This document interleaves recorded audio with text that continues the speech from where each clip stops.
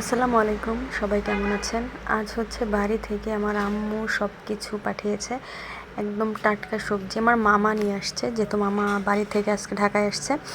তো ওইখানে হচ্ছে ফার্স্টে দেখলেন লাউ শাক, এটা হচ্ছে খেসারি কলাই শাক, মানে কলাই শাক যেটা, এটা অনেক পছন্দের। এটা হচ্ছে একদম নিজেদের গাছের হচ্ছে উস্তা, মানে করলা যেটা বলে। এটা হচ্ছে মটর কলাই শাক।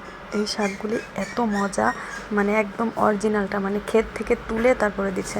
এখানে হচ্ছে আমাদের গরুর অরিজিনাল গরুর দুধ। এই যে হচ্ছে কচু, কচুটো এত পছন্দ, মানে এই কচুগুলি ভর্তা করলে, যে কোনো মাছ দিয়ে রান্না করলে সব ভালো লাগে। এটা হচ্ছে বেতো শাক, মানে বাইলে শাক যেটাকে বলে। এই যে বেগুন, ভাকানাস, তারপরে হচ্ছে আলু, মানে আম্মু একদম মানে ক্ষেতের সব কিছু পাঠিয়ে দিছে। এই যে এখানে হচ্ছে আদা, তারপরে হচ্ছে এইখানে সব কিছু আম্মু সিদ্ধ করে করে দিছে, মাছ দিছে, তারপরে যে সিম, এগুলো কিন্তু আমাদের গাছের একদম অরিজিনাল, মানে আমাদের গাছ থেকে। এখানে কম হলো অনেক বড় একটা বল। এটা হচ্ছে লাউ। সিম কিন্তু 7-8 কেজির থেকেও বেশি হবে।